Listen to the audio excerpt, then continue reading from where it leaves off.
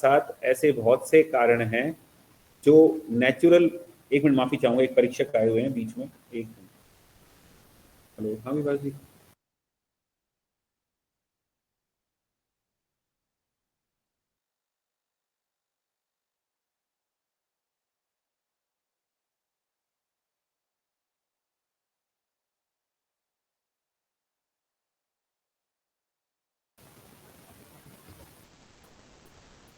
तो जो हमारे शरीर के अंदर कुछ ऐसे कारण हैं जो वातावरण के प्राकृत होते हुए भी हमारे शरीर को प्रभावित करते हैं, और जाने अनजाने में हम कहीं ना कहीं अगर किसी व्याधि से ग्रस्त हैं और व्याधि से ग्रस्त नहीं भी हैं, तो प्रकृतितः जैसा हमारा बिहेवियर है, हमारा बॉडी कॉन्स्टिट्यूशन है, जैसा हमारा जीनोमिक्स है, उस जीनोमिक्स को लेते हुए भी हमारी बॉडी कुछ सर्कमस्टांसिस को फेस करती है, और जो डिस्कम्फर्ट हमारे बीच होता है वो वहाँ पर है।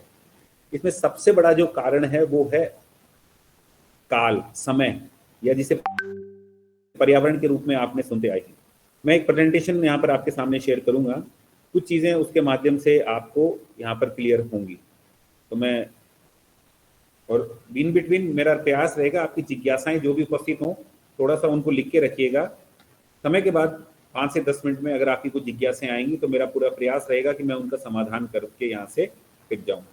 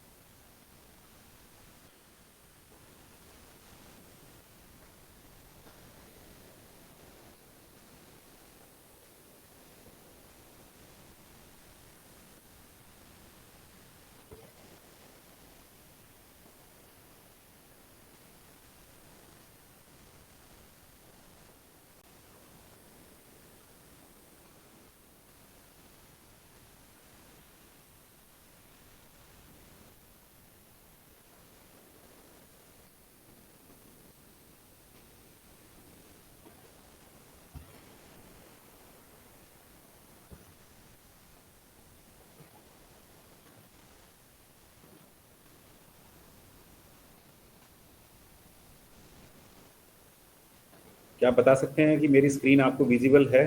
विजिबल है sir, it is visible. Thank you very much. सबसे पहले मैं जो आपके साथ बात करूंगा वो ये है कि हमारे सभी के बीच में बहुत सी डिस्पैरिटीज होने के बावजूद, हमारे बॉडी कॉन्स्टिट्यूशन, जियोग्राफिकल डिफरेंस होने के बावजूद, जो सबसे कॉमन चीज़ है हमारे बीच वो है हमारी बीमारियां।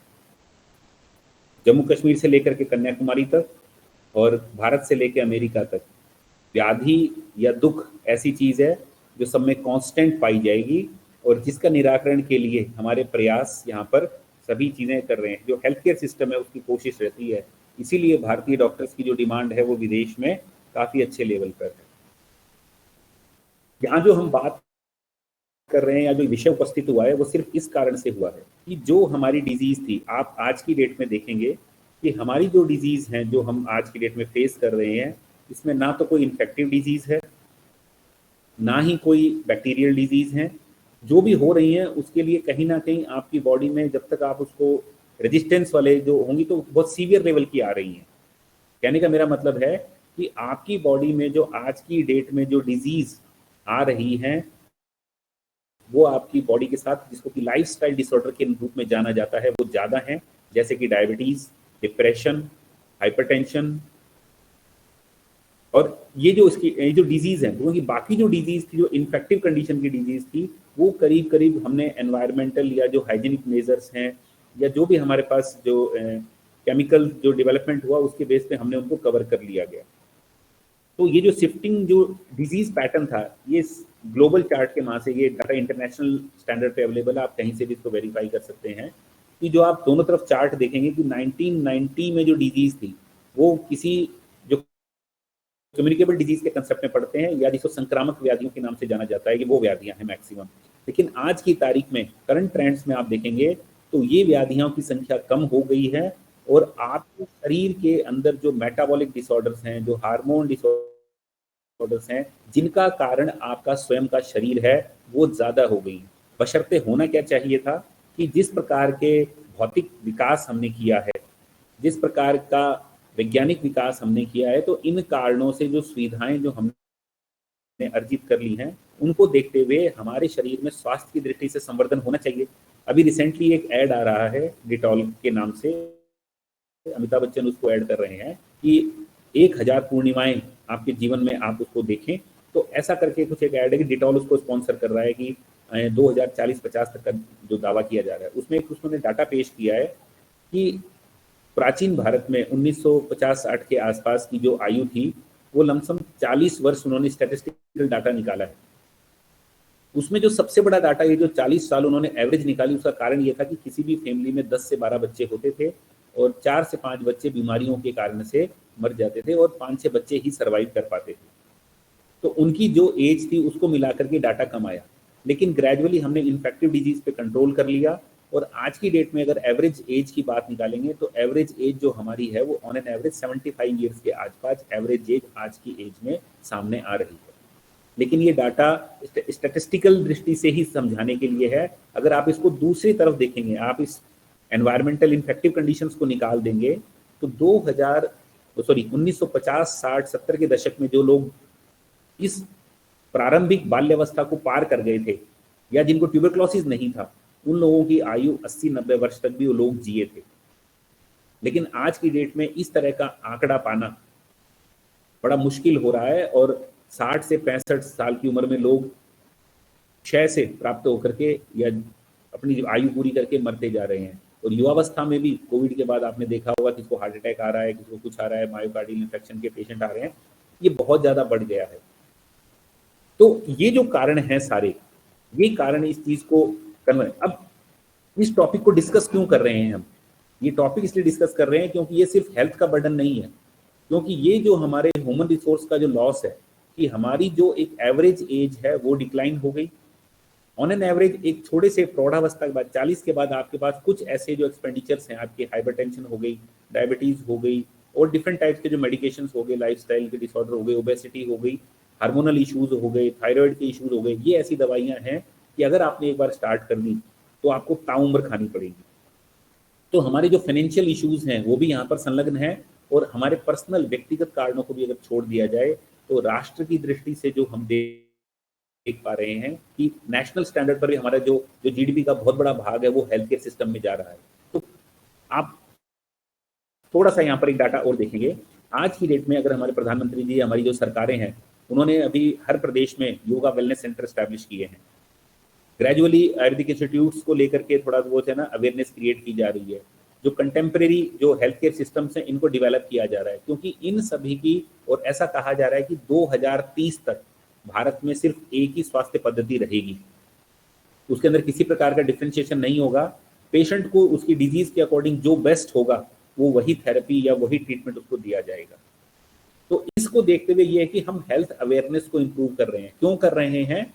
क्योंकि हमारी बॉडी को इन्फ्लुएंस करने के लिए जो फैक्टर्स हैं वो हमारे एनवायरनमेंट में अवेलेबल हैं, जिनको हमने इग्नोर कर दिया है। आपने मेरे से पिछली बार जब मैंने आपसे बातचीत की थी तो जो आपसे प्रश्न पूछे थे कि हमने इन प्रिंसिपल तो एडमिट कर लिया सभी चीज़ों को, बट इन स्पिरिट हम बहुत पीछे थे। तो वो इन स्पिरिट पीछे होने का कारण ये है कि हमारी जो रिक्वायरमेंट्स हैं, जो नीड्स हैं, वो ऐसी हैं कि हम उसको मीट आउट करे बिना हमारा काम नहीं चल रहा है। हमको जॉब पे भी जाना होगा, तो हम उसको ओवरकम कैसे कर पाएं, तो उसका जो मेजर है वो मैं आपसे यहाँ बात करूंगा कि वो जो एनवायरमेंटल का जो इशू है, जो नेचुरली हमारी बॉडी को इन्फ्लुएंस करता है, वो क्या करता है। तो ये जो प्रॉब्लम्स थी ये मैंने आपके साथ शेयर कर चुका हूँ यहाँ पर। तो अब ये जो बात आ गई कि यहाँ पर मैं स्पेशली एक आयुर्वेदिक हेल्थ केयर सिस्टम को लेके आपके सामने आया हूँ कि जो प्रॉब्लम मैंने आपको क्या बताया कि हमारी बॉडी को इन्फ्लुएंस करने के लिए जो टाइम पीरियड है, जो काल है, ये बहुत इंपॉर्टेंट है। और इसकी जो रेमेडी जो हमारे को मिल रही है या जिसका सॉल्यूशन दिखाई दे रहा है वो आज का नहीं है। हमारे एंशियंट हिस्टोरिकल, आप में से हिस्ट्री इतिहास के यहाँ पर एक परिचय दिया था पिछले में, और मैंने प्रश्न पूछा था बार बार कि आपने मुझे इस प्रकार की जो बातें बताई उसमें what should I have to do with this, मुझे इनका क्या करना होगा, एप्लीकेबल जो एस्पेक्ट है। तो उसी एस्पेक्ट से, इंडियन सिस्टम से अगर हम उसमें निकालते हैं तो उसमें 2-3 फैक्टर्स ऐसे हैं जो प्रोमोटिव हेल्थ को प्रमोट करते हैं कि आप बीमार नहीं है लेकिन आप बीमार ना हो, इस प्रकार की कैसे व्यवस्था की जाए। उसके लिए जो कारण है वो यहाँ पर उन्होंने उसमें बात की। तो जो हमारी बेसिक नीड्स हैं भाई, सबसे ज़्यादा है कि भाई अगर हम बात करें तो ऐतिहासिक पृष्ठभूमि में सबसे ज़्यादा हम क्या चाहते हैं कि हमारी लाइफ कैसी हो, दीर्घायु हो। लेकिन सिर्फ दीर्घायु होने से काम चल जाएगा? नहीं, हमारी आयु दीर्घायु होने के साथ साथ कैसी होनी चाहिए, विद द रिसोर्सेज ऑल्सो। क्योंकि आज के टाइम में मैं कहूँ कि जैसे मैंने उस दिन, हमारे एक साथी थे जिन्होंने कहा था कि हाँ भाई, साइकिल अगर यूज़ करें और बोला कि उनको 90 किलोमीटर ट्रैवल करना पड़ रहा है, तो इट इज़ नॉट पॉसिबल। वो इसलिए क्योंकि अगर मेरे को मेरी फैमिली करनी और मैं वहाँ पर 2 घर बसाता हूँ, तो शायद मेरे फाइनेंशियल इश्यूज इतने हो जाएंगे कि मेरे लिए मैनेज करना मुश्किल हो जाएंगे। और एजुकेशन सिस्टम की बात करें बच्चों के लिए, तो शायद मुझे उस जगह आना ज़रूरी है जहाँ पर वो अवेलेबल रहेंगे। तो जो लाइफ है वो कैसी होनी चाहिए, it should be accompanied with the resources also. तो लाइफ दीर्घायु भी हो, आपके पास भौतिक सुख साधन के लिए जो भी आवश्यकता है वो भी होनी चाहिए। अगर वो आपके पास नहीं है तो हमारी हिस्ट्री या जो ट्रेडिशंस में ऐसा में है, किसी न किसी आपको कोई पाप कर्म की सजा है कि आपके पास भौतिक सुख साधन नहीं है। इसके साथ साथ जो दीर्घायु है वो कैसी होनी चाहिए कि आपका आपकी सोसाइटी के लिए भी कंट्रीब्यूशन होना चाहिए। कारण कि आपने अपने लिए तो बहुत कर लिया, लेकिन आपके बच्चों के लिए आपने क्या दिया, आपकी जनरेशन्स को क्या मिला, तो that should be social welfare also. तो इस प्रकार के जो मेजर्स हैं ये हमारे एंशिएंट ट्रेडिशंस में हमारे को मिलते हैं। साथ ही साथ सर ये जो मंत्र था ये किस उससे लिया था? पार्डन सर, जो बैक साइड पे जो मंत्र लिखा है आपने, ये चरक संहिता का श्लोक है। और ये सूत्र स्थान, मतलब ये चरक संहिता क्लासिकल कंपेंडियम है आयुर्वेद का। आप गूगल में सर्च मारेंगे तो आपको चरक संहिता के बारे में पता है। 11वां अध्याय है, तिश्रेष्णी अध्याय, उसका श्लोक है ये। ठीक। तो ये जो चीजें हैं, अब है कि हमारी ह्यूमन बॉडी की बात आती है कि भाई हमारी जो ह्यूमन बॉडी है वो किस तरीके से। तो हमारी ह्यूमन बॉडी का कॉन्स्टिट्यूएंट्स अगर आप इंडियन ट्रेंड्स में देखोगे तो उसमें 2-3 फैक्टर्स हैं। एक तो फिजिकल फैक्टर है, जो आपकी हार्ड बॉडी दिखाई देती है, हड्डी मांस का जो शरीर है, एक तो ये दिखाई देता है। मैं बिल्कुल नॉन टेक्निकल बात कर रहा हूँ, एनाटॉमी के विनय जाओगे तो वो इशू नहीं। तो एक तो वो इशू है। दूसरा जो हमारी बॉडी है उसमें एक है स्पिरिचुअल कंटेंट, या जो हमारी कॉन्शियसनेस को बनाता है, जिसको हम आत्मा के नाम से जानते हैं। तीसरा जो कंटेंट होता है वो होता है कॉन्जुगेटिंग लिंक, कि इन दोनों कंटेंट के अंदर हार्मनी मेंटेन करने के लिए कि भाई जो कॉन्शियस जो लाइफ है उसको फिजिकल लाइफ के साथ जोड़ने का जो काम होता है वो काम करता है हमारा मन। मन ऐसा है जैसे अभी आप लोग, कुछ लोग गाड़ी में ट्रेवल कर रहे होंगे, ठीक है, आप लोगों को अगर कोई जिज्ञासा उपस्थित है तो आप उसको सुन पा रहे हैं। जिनकी जिज्ञासा नहीं हो पा रही है, जिनको घर से फोन आ रखा है कि हाँ भाई कहाँ रह गए, यू आर लेट, आप लेट, देर से आप पहुंच रहे हो, 2 काम है, सब्जियां लानी है, तो आप मेरी बात सुनकर भी नहीं सुन पा रहे हैं। ये किसका रोल है इसमें? मन का कारण। ये मन के क्वालिटीज में है कि आप एक बार में एक ही चीज के अंदर काम कर सकते हैं। अगर आपको कोई फोन आ जाए तो आप फोन सुने, आपके सामने स्क्रीन है लेकिन आपकी आंखें लिखे हुए को पढ़ नहीं पाएंगी। तो ये आपकी, कोई मुझसे पूछ सकता है कि मन क्या है, आप बेवकूफ बना रहे हो, कहाँ है, दिखाओ। तो मैं वही दिखाने का प्रयास कर रहा हूँ कि वो जो फैक्टर है वो फैक्टर क्या है। वो जो मन है, that is the conjugating link between the spiritual और your consciousness and your physical body. तो फिजिकल बॉडी का जो कॉन्स्टिट्यूएंट है वो किससे माना है? हमने एनवायरमेंट से माना है। कि एनवायरमेंट का जो कॉन्स्टिट्यूशन है उसमें भी 5 एलिमेंट हैं, पृथ्वी जल अग्नि वायु आकाश। आपने शक्तिमान का सीरियल देखा है, वहां पर आपको सब दिखाई दिया। या जो लोग अगर इंडियन फिलॉसफी में या फिलॉसफी पढ़ते हैं तो वो बता सकते हैं कि पंच महाभूत का जो कंसेप्ट है, ये बेसिक कंसेप्ट है इंडियन ट्रेडिशंस में कि ह्यूमन बॉडी के साथ मानते हैं। तो क्योंकि दोनों चीजें सेम मैटर में है, हमारी बॉडी भी फिजिकल कंस्ट्रेंट्स में है और बाहर की जो चीजें हैं वो भी उसी एनवायरनमेंट से, उसी चीजों से बनी हुई हैं, तो they are able to influence each other. ये फिजिक्स का रूल है, आप अच्छे से इसको समझ सकते हैं, जो हमारे साथ फिजिक्स के भी कुछ भाई हैं यहाँ पर। तो वो जो चीजें कि how environment is capable to influence human body respective to the things that one is living and one is non living, तो उसका कारण यही है क्योंकि उनके जो ओरिजिन का जो फैक्टर है वो दोनों का सेम है। और ह्यूमन बॉडी का इवोल्यूशन भी उन्हीं चीजों से हुआ है जिससे नॉन लिविंग चीजें इवॉल्व हुई हैं। तो कहीं ना कहीं जैसे कैल्शियम है, हम कैल्शियम की गोली खाते हैं, बॉडी में कैल्शियम कम हो जाता है, तो कैल्शियम तो नॉन लिविंग मैटर है और मैं तो लिविंग मैटर हूँ, लेकिन मेरी बॉडी में जाकर वो how it can influence my body, मेरी बॉडी को नरिशमेंट कैसे दे सकता है? क्योंकि मेरी बॉडी के कॉन्स्टिट्यूएशन में भी वो पेंटाएलिमेंट नेचर है जो उस केमिकल के ओरिजिन के अंदर रिस्पॉन्सिबल है। तो it has the capacity to influence a human body और अ थिंग। तो इसी कारण से क्या होता है, जो काल है ये डिवाइड किया हुआ है। ये जो टाइम पीरियड है, ये टाइम पीरियड जो है ये डिवाइड किया हुआ है बायोलॉजिकल क्लॉक जिसके नाम से आप जाना जाता है। कि जैसे एक सिंपल कंसेप्ट, आप सुबह उठते हैं तो आपको थोड़ी गले में खराश फील रहती है, आलस से आता है, लेकिन धीरे धीरे जैसे सुबह चलता है आपको काम में उत्साह बनता है, आप काम करने लगते हैं। जैसे जैसे दोपहर आती है तो दोपहर को आते आपको भूख लग जाती है, दोपहर को भूख लगने के साथ साथ शाम को आपको थकान फील होती है। ऐसे करके रात के टाइम पे क्या होता है कि जब आप थोड़ी शाम को 9-10 बजे के आसपास आपको भाई सोने का टाइम है, अगर नेचुरली अगर आप बायोलॉजिकल क्लॉक को फील कर पाते हैं तो आपको 9-10 बजे अगर आप सो जाते हैं तो आपकी स्लीप साउंड होगी। रात को थोड़ा बहुत नॉर्मली जिन लोगों को सपने आते हैं या जो लोग थोड़े से गुस्से वाले हैं उनको रात को स्वेटिंग होना, घबराहट रात को 12 बजे होना, वो ऐसे 12 से 1 बजे का टाइम रहता है।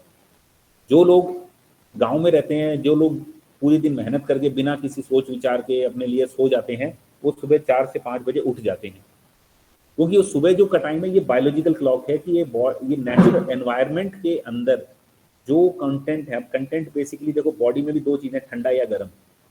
या तो बॉडी गर्म हो जाती है, आप गर्माई के जो साधन है वो छोड़ दो, बॉडी ठंडी हो जाती है। ऐसे करके एनवायरनमेंट में भी या तो चांद है या सूरज है, भाई सूरज की प्रेजेंस से गर्मी है और सूरज की एब्सेंस से ठंडक है। तो बॉडी के अंदर भी ये दो फैक्टर बेसिकली आप मानेंगे तो यही बायोलॉजिकल क्लॉक को डिफाइन करते हैं। तो दिन के टाइम से लेकर के अगले दिन के 24 घंटे के अंदर हमारी बॉडी इस बायोलॉजिकल क्लॉक से इन्फ्लुएंस होती है। अब इसका एग्जांपल है कि इसको पता कैसे चलेगा। जब आप यंग हैं, आपकी बॉडी में कोई बीमारी नहीं है, तब आपकी बॉडी में ये चीज़ आपको नोटिसेबल नहीं होगी। क्यों? इसका इन्फ्लुएंस इतना माइल्ड होता है कि आप उसको फील नहीं कर पाएंगे। लेकिन जो व्यक्ति अस्थमैटिक पेशेंट है, जिसको सांस की तकलीफ है, वो व्यक्ति सुबह सुबह खास तौर से 8 बजे के आसपास उसको कफ की दिक्कत ज़्यादा रहती है और उसको सांस की इश्यू ज़्यादा रहती है। आप लोगों ने देखा होगा जिन लोगों को हार्ट अटैक्स आता था, सुबह टॉयलेट में लोग मरे पाए गए, जो हार्ट अटैक से, एंजाइना के रोगी, वो सुबह हार्ट अटैक क्यों आया? क्योंकि वो जो शूल का जो काल है, जो दर्द होना है, और दर्द होने का जो टाइम पीरियड बता रखा है, अगर आयुर्वेदिक फिलॉसफी से बात करेंगे तो वो सुबह का ब्रह्म मुहूर्त का टाइम है जिसमें वायु प्रकोपित होता है। और उस सुबह के टाइम में ही अगर उस पेशेंट ने अपने आप को ध्यान नहीं दिया तो उस patient is prone for the such type of situation. आपको जो भूख लग रही है वो दोपहर को पित्त के प्रकोप का काल है, लेकिन अगर किसी व्यक्ति को एसिडिटी का पेशेंट है और अगर उसने खाने के टाइम को अवॉइड किया तो आपकी बॉडी के अंदर वो गैस्ट्रिक अल्सर क्रिएट कर सकता है। तो ये जो चीजें हैं, इन चीजों के साथ एडाप्ट करने का जो फॉर्मूला बताया गया है वो है दिनचर्या, डेली रेजिमेंट, जो आप स्क्रीन पे पहला पॉइंट देख सकते हैं। तो जो प्रोमोटिव हेल्थ की बात करेंगे उसमें पहला फैक्टर जो हमारे पास है वो डेली रेजिमेंट्स। उसके बाद आता है कि ये तो हो गया डेली। अब कोई नॉर्मली यंग एज में तो इसकी कोई ज्यादा जरूरत नहीं, क्योंकि यंग एज में अगर आप बिल्कुल ठीक है तो आपको रियलाइज नहीं होगा। आपकी जो एनवायरमेंटल इन्फ्लुएंस, आपकी बॉडी उसके प्रति कैपेबल एडाप्टेड है। लेकिन इससे भी ज्यादा जो चीजें फैक्टर बढ़ जाते हैं वो आता है सीजन। जैसे कि सर्दी आती है, अब एनवायरनमेंट ठंडा हो गया, इसमें बॉडी हमारी कैसे अडाप्ट करेगी? तो बॉडी को, जैसे आप एक चीज को समझिए, जिन लोगों को एसिडिटी की दिक्कत है ये लोग खास तौर से अक्टूबर के महीने में ज्यादा बीमार होते हैं। जिन लोगों को गैस्ट्रिक इश्यूज हैं, जिन लोगों को लीवर डिजीज है, इन लोगों को खास तौर से अक्टूबर के महीने में ज्यादा दिक्कत आएगी। जिन लोगों को हड्डियों की कोई बीमारी है, जिन लोगों को कोई सर्जरी हो रखी है हड्डियों की, या जिनके शरीर के अंदर कोई बोन का इशू है, कोई नर्व्स का इशू है, ऐसे लोग बारिश के महीने में या जब आकाश में बादल होते हैं तो ज़्यादा परेशान होते हैं, इनको दर्द वगैरह ज़्यादा होता है।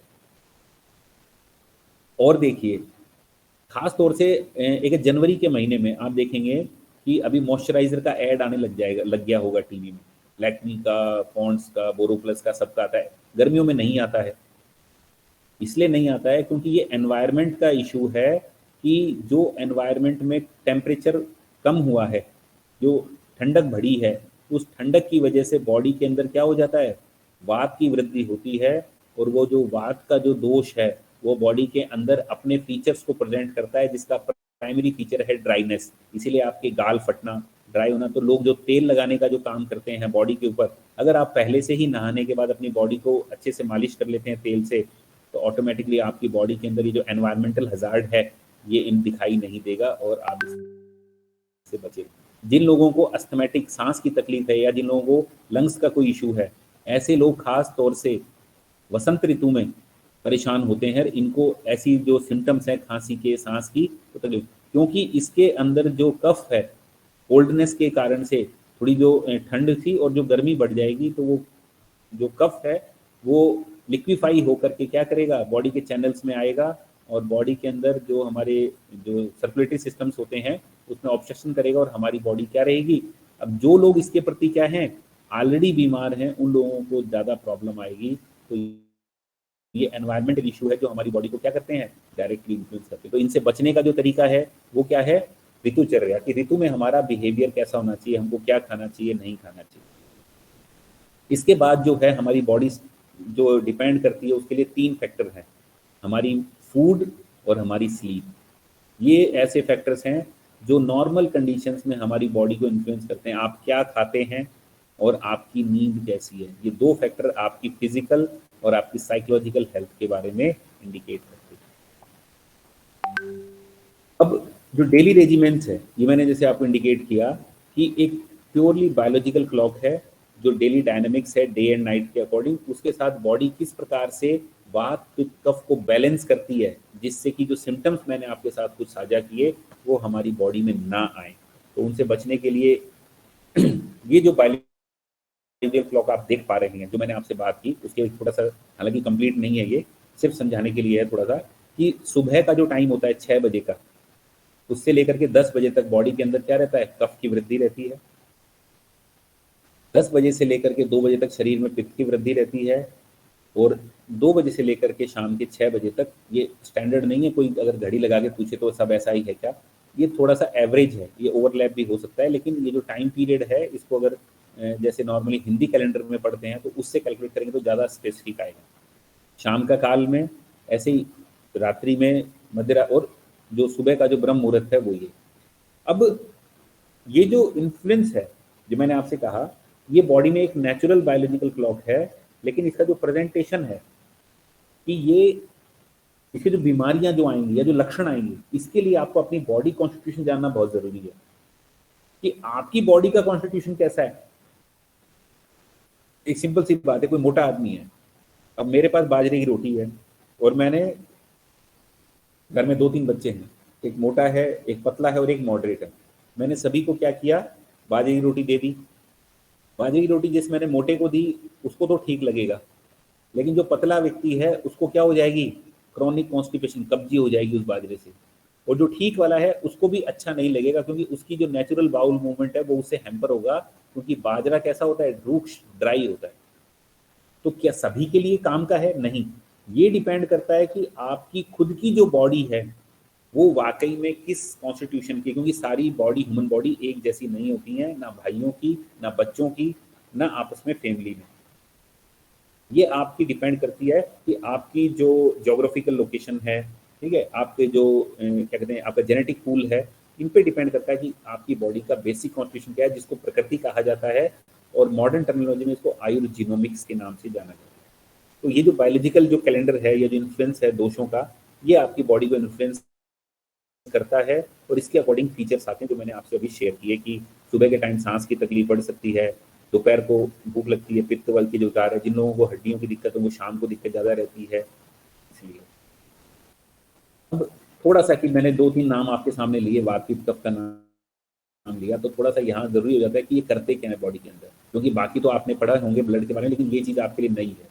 तो नॉर्मली वात का जो एसोसिएशन है ये आपकी नर्व्स के साथ, आपकी बॉडी के अंदर सर्कुलेशंस के साथ, आपकी बॉडी की एक्टिविटीज़ के साथ, आपके जितने भी ग्लैंड्स हैं उनके डिस्चार्ज हैं, इन सभी की एक्टिविटीज़ को प्रमोट करने के लिए जो रिस्पॉन्सिबल कंडीशन है वो है वात।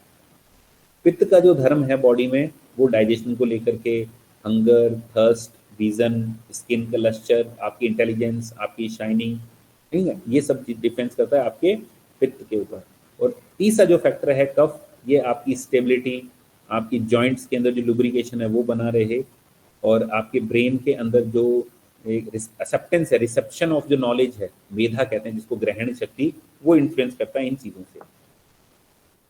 इन चीज़ों की पोजीशन क्या है, नॉर्मली मोटा मोटा देखा जाए, अब जैसे मान लो किसी के शरीर में थकावट हो रही है, तो बहुत ज़्यादा मेहनत कर ली आपने, तो बहुत ज़्यादा मेहनत आपने करी, आप थकावट ज़्यादा फील कर रहे हैं, तो आपकी बॉडी में क्या रहेगा, पैरों में दर्द होना, और नीचे जो आपके एक्सक्रीटरी ऑर्गन सिस्टम है वहाँ पर दिक्कत होगी।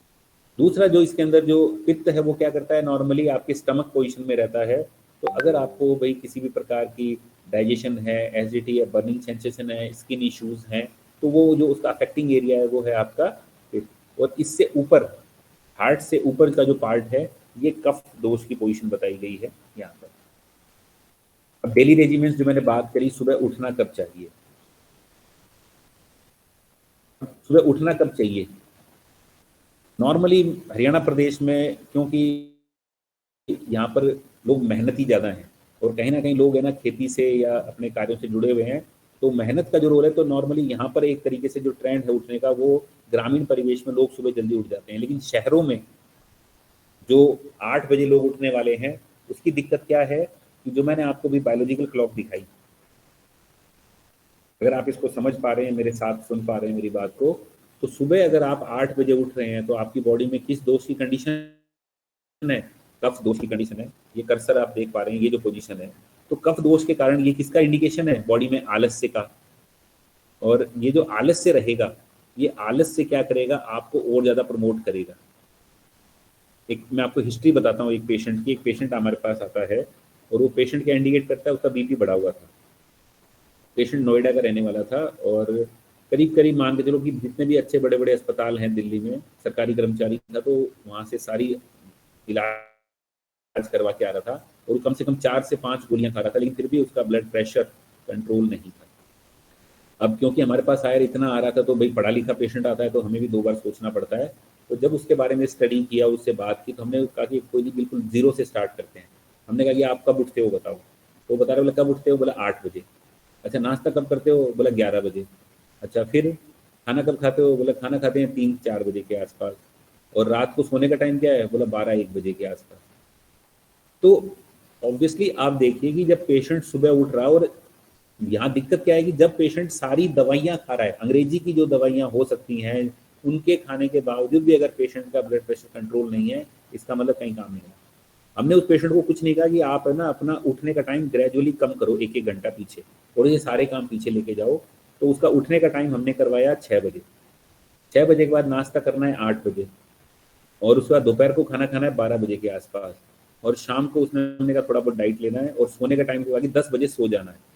आफ्टर ओनली 14 डेज मेडिसिन चलती रही, पेशेंट का बीपी कंट्रोल में हुआ और ग्रेजुअली उसको दवाइयां बंद करनी पड़ी, क्योंकि बाद में हाइपोटेंशन क्रिएट हो गया उस पेशेंट को। तो सिर्फ और सिर्फ लाइफ मैनेजमेंट से, लाइफस्टाइल मैनेजमेंट से, जो क्रोनिक डिसऑर्डर था कि उस पेशेंट की सारी लाइफ उसको दवाइयां खानी पड़ती और क्योर की गारंटी नहीं थी, वहां पर क्या किया, सिर्फ इस बायोलॉजिकल क्लॉक को यूज करते हुए हमने क्या किया, उसको पेशेंट को नॉर्मल लाइफ पे लेके आए। तो सुबह उठने का जो टाइम है, वो मेरा ऐसा मत है कि 6 बजे से पहले पहले हर हाल में हमको उठ जाना चाहिए। और इसका इंडिकेशन ये है कि हमको सुबह उठते ही बिना किसी इन्फ्लुएंस के, ना मुझे गर्म पानी पीना है, ना मुझे चाय पीना है, अगर मेरे को लेटरिन आ जाता है, मैं स्टूल चला जाता हूँ, इसका मतलब ये है कि मेरी बॉडी एनवायरनमेंट से सिंक्रोनाइज है। उसके बाद सुबह ब्रेकफास्ट का जो टाइम है, ये नॉर्मली ब्रशिंग वगैरह ये सब चीज़ें आप उसमें देख सकते हैं, ये सब मैं नहीं बताऊंगा, ओरल हाइजीन के मेजर हैं, तो यहाँ डिस्कस नहीं। यहाँ पर दूसरा काम टाइम आता है ब्रेकफास्ट का टाइम। तो ब्रेकफास्ट का जो टाइम है वो नॉर्मली आपको सुबह 8 बजे के आसपास नाश्ता हर हाल में करना है। वो इसलिए करना है क्योंकि उस काल में आप जो खाना खाएंगे, क्योंकि आपकी प्रकृति उस टाइम कफस थी या काल का जो प्रभाव है, तो आपकी ओवर ईटिंग नहीं होगी। और अगर आपने वहाँ पर खाना मिस कर दिया तो दोपहर दोपहर की डाइट में आपकी ओवर ईटिंग होगी, क्योंकि वहाँ पर पित्त का प्रकोप काल है। तो वहाँ पर अगर आपने अगर अच्छा ब्रेकफास्ट किया है सुबह, तो आप दोपहर में सिर्फ आप उतना ही खाना खा पाएंगे जितने आपको बिल्कुल मॉडरेट ज़रूरत है। अदरवाइज दोपहर को आपको भूख ज़्यादा लगेगी, आपकी ओवर ईटिंग होगी, और ऑब्वियसली ग्रेजुअली आपको जीआईटी इश्यूज वहाँ से क्रिएट होना प्रारंभ होंगे। और सोने का जो टाइम है, वो आपको खाना खाने का टाइम है, वो आपको नॉर्मली 8 बजे के से पहले पहले खाना खा लेना है, और 10 बजे से पहले कोशिश होनी चाहिए आपकी कि आप हर हाल में सो जाएं, क्योंकि वो कफ का प्रकोप काल है, और कफ के काल में नींद आएगी। और अगर पित्त के प्रकोप काल में सोएंगे तो आपको सपने आना, नींद डिस्टर्ब रहना, ये इश्यूज आपको वहाँ पर क्रिएट होते हैं। तो इस प्रकार से डेली रेजिमेंट्स जो हैं, ये आपकी बॉडी को इन्फ्लुएंस करता है। तो मैंने आपको बताया कि ये जो डेली रेजिमेंट्स हैं किस प्रकार से कार्य करते हैं, ये डिस्कस कर चुके हैं। इसके बाद जो सेकंड एस्पेक्ट मैंने बताया कि वो था कि सीजन्स के इससे ऊपर, तो सीजन्स की जो क्राइटेरिया है नॉर्मली हमने देखा कि जैसे मैंने आपको हिंट में भी कहा कि अक्टूबर नवंबर के आसपास आप देखेंगे तो आपकी बॉडी के अंदर खासतौर से skin disorder, acidity disorder, liver की डिजीज ये डोमिनेट हो जाती हैं, क्योंकि इस काल में एक्सक्यूज मी सर। शरद ऋतु में पित्त का प्रकोप रहता है, वर्षा ऋतु में क्योंकि वायु का प्रकोप रहता है, तो आपकी जो जॉइंट्स के इशू हैं, ये जो पुरानी हड्डियों में कोई ऑपरेशन हुआ है, कोई को प्लेट लग गई है, ठीक है, तो इनको दिक्कत बढ़ी है, तो गठिया के पेशेंट्स होते हैं, इनको प्रॉब्लम बढ़ जाती है, क्योंकि इस काल में वायु जो है वो प्रकोपित। सर एक मिनट, रंजीता जी कुछ पूछना चाह रही। रंजीता जी। हाँ जी, एक्सक्यूज मी सर। जी बोलिए। सर जो please। पिछली वाली जो स्लाइड थी सर, उसमें आपने एक फुट मसाज दिखाया हुआ था स्लीपिंग से पहले, ये हाँ, जो है एक्चुअल में सर, क्या है इसका कि जब आप इफेक्ट इसको डिटेल में पढ़ेंगे ना डेली रेजिमेंट्स को, तो हमारे यहाँ आपने देखा होगा कि बड़े बूढ़े होते थे, वो उनके ना हम पैर दबाते थे। हाँ जी सर। और वो धीरे धीरे सो जाते थे। तो नॉर्मली मैंने आपको पिछली वाली एक पिक्चर दिखाई थी, यहाँ ये देखिए, इसमें मैंने बताया कि ये जो कर्सर, जहाँ एक कर्सर जो है ये वात का स्थान है नीचे, ये थोड़ा सा इसमें ये जो वात है स्मॉल इंटेस्टाइन, लार्ज इंटेस्टाइन, और जो लेग्स होती हैं हमारी, ये वात का स्थान होती हैं। और जो नींद है, जब शरीर में वात की वृद्धि हो जाती है तो नींद नहीं आती है। तो जो मसाज कर्म है, पैरों का मसाज करना, ये वायु का शमन करता है, और इसको हिंदी में संवाहन कहते हैं। तो संवाहन करने से नींद आती है, पैर दबाने से। तो यहाँ पर ये इसलिए पिक्चर है, डिटेल में मैंने इसलिए नहीं किया क्योंकि आप लोग कितने इंटरेस्टेड हैं ये मैं यहाँ से मुझे दिखाई नहीं दे रहा है, तो इसलिए मैं सिर्फ प्रेजेंटेशन मेरे सामने चल रहा है। सर आपका टॉपिक बड़ा ही इंटरेस्टिंग है सर। चलो कोई नहीं, thank you very much sir. अभी थोड़ी जितनी बात कर ले, मुझे लग रहा है कि समय हमारे पास बड़ा लिमिटेड सा दिया इन्होंने आज, तो मैं तो जितना कम से कम आपको अवेयरनेस भी अगर दे पाऊँ तो मेरा काम पूरा हो जाएगा, मेरा यहाँ प्रयोजन सिद्ध है। तो सीजन्स की जहाँ तक बात करेंगे, क्योंकि हेल्थ ऐसा इश्यूज है जो कि चाहे ना चाहे हम सभी ना कहीं हमारी बॉडी जो है वो डायरेक्टली एनवायरमेंटल के इन्फ्लुएंस में है।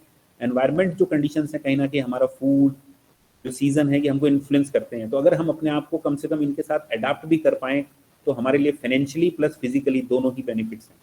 तो ये जो बारिश का जो मौसम होता है, इस बारिश के मौसम में खास तौर से आप देखेंगे कि एक तो आपको भूख कम लगती है, कुछ लोगों को एसिडिटी भी हो जाती है, वो आपकी बॉडी कॉन्स्टिट्यूशन का इशू है।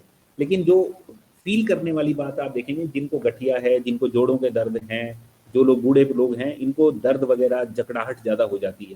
तो ये इंडिकेशन है इस काल में, इसमें कि वर्षा ऋतु में जो वायु है वो प्रकोपित होती है, और हमारी बॉडी के साथ जो वात के लक्षण है, जो स्थान जैसे हड्डियाँ हो गई, हमारी नर्व्स होंगी, वो इन्फ्लुएंस होती है। वसंत ऋतु में जैसे मैंने आपको उदाहरण दिया था कि सांस की तकलीफ जो होगी या जिनको एलर्जिक रिएक्शंस होती हैं, ये लोग ज़्यादा प्रोमिनेंट बीमार होते हैं।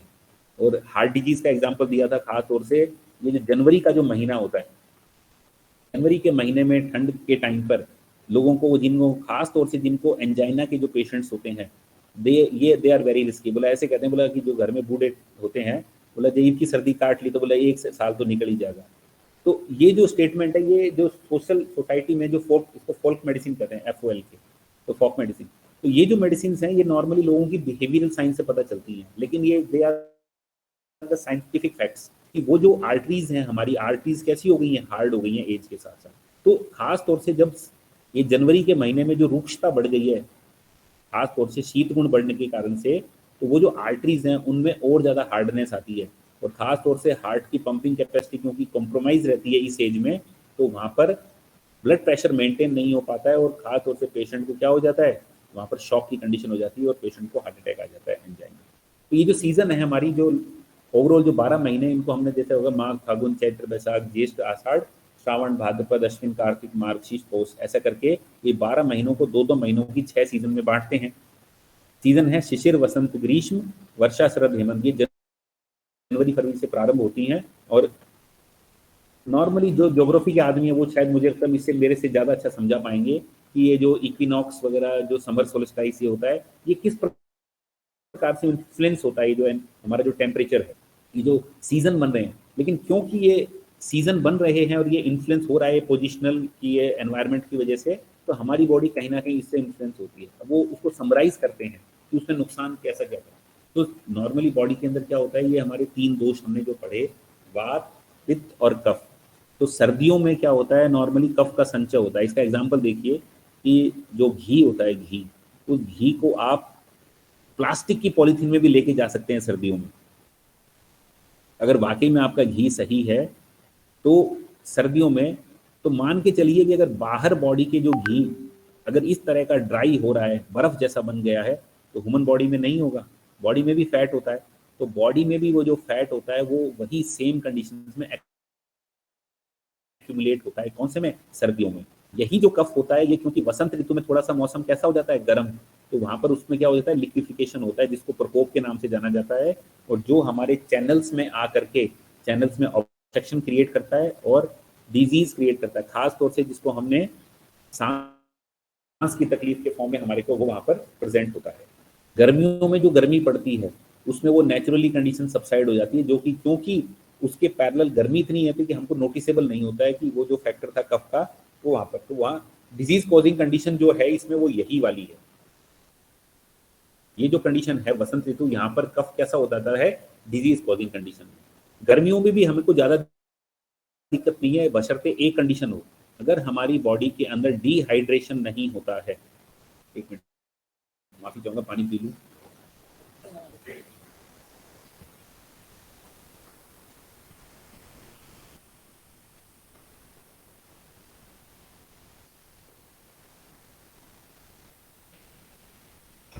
गर्मियों में आप एक चीज देखिए, आप अपनी बॉडी में सिर्फ पानी पीते रहिए, कितनी गर्मी पड़ जाओ आपको कभी भी कुछ भी नहीं होगा। लेकिन अगर आपकी बॉडी में पसीना ज्यादा आ गया और वाटर इनपुट नहीं है, आपको सनस्ट्रोक हो जाएगा, आपको चक्कर आ जाएंगे और आप चक्कर खा के गिर जाएंगे। वो इसलिए हुआ कि ये जो वात है ये तो जरूर बढ़ रहा है, लेकिन क्योंकि ये ऑलरेडी यहाँ पर आपने बॉडी को हाइड्रेट किया तो पित्त प्रकोपित नहीं हुआ, लेकिन वहां पर वो गड़बड़ क्या हुई वो हमें दिखाई देता है जब मैंने बताया आपको कि ये पानी की कमी आते ही ये वायु डिजीज कॉजिंग कंडीशन में हो जाता है। तो गर्मियों में सिर्फ इतना है कि बॉडी को हाइड्रेट करके रखिए, आप जिंदगी में कभी बीमार नहीं होंगे। लेकिन ये जो वायु बढ़ गई ये दिक्कत कब करती है, वर्षा ऋतु में, क्योंकि वर्षा ऋतु में क्या हो जाता है, इसके फीचर्स के साथ जो कोल्डनेस वगैरह है वो ऐड हो जाती है, और बारिश में हमारे के नॉर्मली भूख कम लगना, थोड़ी बहुत एसिडिटी भी रहती है हमारे को, और खास तौर से जो मैंने बताया कि आपको नर्व्स और जॉइंट्स के डिसऑर्डर ज़्यादा दिखाई देते हैं। और ऐसा करके नॉर्मली अक्टूबर नवंबर मैंने शरद ऋतु का जो नाम लिया, वो यहाँ पर ये जो पित्त है ये बढ़ गया था, और इसीलिए जो लोग ज़्यादा फेयर कलर वाले हैं, जिनके बाल थोड़े से ब्राउनिश कलरी हैं, जिनकी आंखें ब्राउन हैं, और जो उनको गुस्सा बहुत ज़्यादा था, वो लोग इस सीज़न में ज़्यादा बीमार होते हैं इस टाइम पीरियड। साथ ही साथ जो मैंने बताया कि जो जनवरी का महीना है उसके अंदर वायु का जो अक्यूमुलेशन होता है वो एक डिजीज कॉजिंग कंडीशन है, और पेशेंट को ये सारी चीज़ें। अब हमको करना क्या चाहिए, ये इंपॉर्टेंट है यहाँ पर। तो सबसे पहले देखिए कि जनवरी फरवरी का जो महीना है उसमें, क्योंकि हमारी जो से बताया ना, घर में हम लोग वैसी प्रैक्टिस करते हैं, गोंद के लड्डू डालते हैं, गाजर का हलवा खाते हैं, अच्छी डाइट रहती है हमारी, बिल्कुल ठीक है, हमको डाइटिंग नहीं करना है। कभी भी जनवरी फरवरी या दिसंबर जनवरी के महीनों में कभी भी डाइटिंग पे जाने की जरूरत नहीं है। लिमिटेड खाओ, जितनी भूख है आपको खाना खाना पड़ेगा। स्निग्ध आहार कीजिए, घी बढ़िया खाइए, घी को पचाइए, बढ़िया एक्सरसाइज कीजिए, कोई दिक्कत नहीं है। अगर यहाँ पर आपने डाइटिंग की तो मान के चलिए कि आपको शरीर में वो बीमारियां होंगी जिनका कोई इलाज नहीं है लाइफ में। तो जो डाइट है, आप पनीर खाइए, दूध खाइए, बढ़िया गुड़ खाइए, सब चीज़ चलेगा। स्नान के लिए बताया कि नॉर्मली कोई बहुत से आदमी है ना ऐसे टाइम में भी ठंडे पानी से नहाते हैं, तो मेरी उनसे रिक्वेस्ट है कि प्लीज़ ठंडे पानी से नहीं नहाना है। कारण क्यों, क्योंकि बॉडी को, अब यहाँ ठंडे पानी का मतलब ऐसा नहीं है कि बिल्कुल मैं तो बिल्कुल उबलते हुए पानी से नहा रहा था, ऐसा नहीं। बॉडी के टेम्परेचर में नॉर्मली वो पानी ठंडा नहीं होना चाहिए, बस हल्का सा गुनगुना जिसे कहते हैं ऐसा पानी हो। नॉर्मली कुछ लोगों की आदत होती है बहुत ज़्यादा गर्म पानी से नहाने की, तो उस चीज़ से बचना चाहिए। वो आपके हेड के मतलब सिर के अंदर जो ऑर्गन्स हैं, जैसे आपकी आँखें, आपके बाल, आपकी स्किन, इनको डैमेज करता है, नुकसान पहुंचाता है, खास तौर से लॉन्ग टर्म। ठंडी चीज़ें नहीं खानी है, खास तौर से ठंडी और रूक्ष जैसे ड्राई चीज़ें, लाइट फूड, व्रत करना, ठंडी हवा में जाना, ये इनसे बचना चाहिए। और खास तौर से बूढ़ों को बचाना चाहिए, जो मैंने यहाँ पर खास तौर से आपके लिए नोटिस। सेकेंड जो सीज़न है वो है वसंत ऋतु। वसंत ऋतु में नॉर्मली जैसे बताया कि जो कफ था हमारा वो संचित हुआ था, लेकिन वो लिक्विफाई हो गया हीट के साथ मिल करके, तो ये हमारी चैनल्स में ऑब्स्ट्रक्शन करता है। तो यहाँ पर डाइट आपकी रिड्यूस करनी है, लेकिन डाइट कैसी खानी है, रूक्ष आहार खाना है। तो बाजरा जैसे बताया, बाजरा हो गया, मक्का हो गया, ये जो डाइट हैं, थोड़े गरम मसाले ज़्यादा हो गए, इस मौसम में ये चीज़ें आपको ज़्यादा फायदेमंद हैं, अदरक वगैरह, सौंठ वगैरह। यहाँ पर भी गर्म पानी का प्रयोग करना है, एक्सरसाइज करनी है, यहाँ पर फास्टिंग की जा सकती है, व्रत प्रशस्त है, खाना कम खाएंगे। ये क्या नहीं खाना है, ठंडी चीज़ें नहीं खानी है, और सबसे इम्पोर्टेंट दिन में नहीं सोना है। बहुत से लोगों की आदत होती है दिन में सोने की। दिन में सोने से नॉर्मली आपके शरीर में गांठें होने की संभावना है, आपको मस्से होने की संभावना है। दिन में जो लोग सोते हैं खाना खा करके, जिन लोगों की आदत है दिन में सोने की, उन लोगों को खास तौर से मांस की गांठ होने की संभावनाएं ज़्यादा रहती हैं, और ऐसे पेशेंट सोनीपत में यहाँ पर हमने देखे। पर एक्सक्यूज मी सर, बोलिए प्लीज। हाँ सर, कुछ डॉक्टर्स ये कहते हैं कि दोपहर में खाना खाने के बाद 15 मिनट जरूर बाई करवट से लेट के सोना चाहिए, कि उससे पाचन अच्छा हो जाता है। क्या भ्रम है ये? आप, मैं क्या बता रहा हूँ, आप मेरी बात समझिए। जो भी कोई बात करे वो सिर्फ हवाओं में बात नहीं करे, एक तो डॉक्यूमेंट्स के फैक्ट्स पे बात होनी चाहिए कि ऐसा होता है, नहीं, लीवर मैं डिसाइड तो बस होता है। आपको नहीं, इसको क्लियर करना चाह रहा हूँ। मैं आपका प्रश्न समझ गया, और ये लोग कहते हैं, मैं जो आपसे बात कर रहा हूँ वो डॉक्यूमेंट बेस पे बात कर रहा हूँ, वो टेक्सचुअल बात कर रहा हूँ। तो यहाँ पर क्या है, क्योंकि वसंत ऋतु में या कोई भी सीजन हो, जी। दोपहर को सोने का सिर्फ एक ही सीजन है जिसमें सजेस्टेड है, वो है गर्मियाँ। बाकी किसी भी सीजन के अंदर सोने के लिए मना किया गया है। अगर आप खाना खा करके सोते हैं तो आपकी लाइफ में आपको मांसगत विकार, आपको मेटाबॉलिक डिसऑर्डर्स, आपको हार्मोनल इश्यूज होने की पूरी संभावनाएं हैं। इसलिए खाना खा के सोना कहीं भी एडवाइजेबल नहीं है, पहली कंडीशन। गर्मियों को छोड़ करके उसमें भी कंडीशन कि खाना खा करके सोने से बेटर है कि बिना खाना खाए सो सकते हैं, या खाना खाने के 1-2 घंटे बाद, क्योंकि खाना खाने से बॉडी के अंदर कफ की वृद्धि होती है, और सोने से भी कफ की वृद्धि होती है, जो कि हमारे बॉडी के सर्कुलेशन को इन्फ्लुएंस करता है। तो खासतौर से वसंत ऋतु में क्या नहीं खाना चाहिए, जो भी कफ कारक चीज़ें हैं जो शरीर में कफ बढ़ाती हैं, घी वगैरह जो हमने पिछले सीजन में खाया था, वो सारी चीज़ें इस सीजन में प्राय नहीं खानी चाहिए। और खास तौर से प्राणवय संस्थान के जो रोगी होते हैं वो यहाँ पर ज़्यादा प्रोन होते हैं बीमारी के लिए। गर्मियों में मैंने बताया कि गर्मियों में हमारी डाइजेस्टिव कैपेसिटी कमज़ोर हो जाती है, गर्मियाँ बहुत होती हैं, बॉडी खाना पचा नहीं पाती है। इसलिए जो लाइट डाइट है और कैसी जिसके अंदर लिक्विड ज़्यादा हो, वो यहाँ पर ज़्यादा फीजेबल है, जिसे हम सत्तू कहते हैं। यहाँ सत्तू इज़ द बेस्ट मेडिसिन, सत्तू हमारे लिए बढ़िया है, उसको खाया जा सकता है। यहाँ पर क्या है, जो मैंने बताया कि दिन में सोया जा सकता है, लेकिन इतना कि जिससे हमारे शरीर की सिर्फ थकावट दूर हो। जो भी एनवायरमेंटल का इशू है, ये जो गर्मियों में सोने की बात है, ये सिर्फ एनवायरमेंट, क्योंकि गर्मियों में, अब मैंने आपसे डिस्कस नहीं किया, थोड़ा सा पीछे चलता हूँ। यहाँ पर ये जो टेबल देखा था, यहाँ ये जो वर्ड लिखा हुआ है, ये आदान काल लिखा हुआ है, ये इसकी क्वालिटीज होती हैं कि बॉडी की वाइटलिटी, मेरी जैसे इन्होंने परिचय लिया था, एक बुक, मेरी बुक का नाम लिखा था द डायनेमिक्स ऑफ वाइटलिटी। तो बॉडी का जो जीवनीय तत्व है उसके बारे में, वो कैसे मूवमेंट करता है एनवायरनमेंट से, उसके बारे में बात है। तो आदान काल में हमारी जो वाइटलिटी है ये रिड्यूस होती है, और सबसे कम वाइटलिटी होती है गर्मियों के सीजन के अंदर। तो इस वाइटलिटी को के साथ जो रिलेशनशिप है, वो रिलेशनशिप है कफ दोष का। तो उसको बैलेंस करने के लिए हम रात को क्या कर सकते हैं, गर्मियों में दिन में सोना यहाँ पर एडवाइजेबल है इस कारण से। और शीतल प्रदेश में रहना चाहिए, घर में एसी कूलर वगैरह लगा के रखना चाहिए। कोई कहता है ना एसी नहीं रखना चाहिए, गलत एडवाइस है। अगर ज़रूरत है, मौसम बहुत गर्म है, घर को टेम्परेचर मेंटेन करने के लिए अगर आपके पास एसी है, that is not a bad thing. लेकिन ऐसा नहीं कि एसी को 16 पे चलाना है, एसी का टेम्परेचर होना चाहिए just to maintain the temperature difference, इसलिए काम करते हैं। खास तौर से मदिरा पान, व्रत वगैरह, भूखे रहना, ज़्यादा एक्सरसाइज, धूप, इनसे बचना चाहिए गर्मियों में। वर्षा ऋतु में क्योंकि हमारा जो क्लेद है, क्योंकि बारिश होती है, वेजिटेशन न्यू होता है, बॉडी में क्लेद का संचय होता है, हमारी इम्यूनिटी कम रहती है, और खाना भी प्रॉपरली नहीं पचता है। तो ऐसे में लाइट डाइट, और यहाँ पर एक इम्पॉर्टेंट चीज़ एडवाइजेबल है कि यहाँ पर सब चीज़ों में आप एक तो शहद का प्रयोग बढ़ा सकते हैं, या गरम मसाले का प्रयोग यहाँ पर ज़्यादा एडवाइजेबल है पीने के लिए। यहाँ शहद का पानी अगर बना के रखा जाए इस बारिश के ऋतु में, तो आपको ज़्यादा अच्छा फायदा करेगा और भविष्य की बीमारियों से बचाएगा। तो ये जो वर्षा ऋतु में क्लेद रहता है, वायु प्रकोपित रहती है, तो लाइट डाइट खाना है, गरम मसाले के साथ खाना है, शहद का प्रयोग किया जा सकता है। एक मेडिसिन आती हैं, एल्कोहल यहाँ पर माइल्ड क्वांटिटी में कंज्यूमेबल के लिए अलाउ किया जा सकता है, परमिसिबल है। और खास तौर से बारिश के टाइम में जो कीड़े वगैरह हैं वो भी ज़्यादा इन्फ्लुएंस करते हैं, उनके बाइट्स वगैरह का इशू रहता है, तो उससे भी प्रिवेंटिव मेजर हमको ध्यान रखने का इशू है। दिन में सोना, दही ये नहीं खाना है।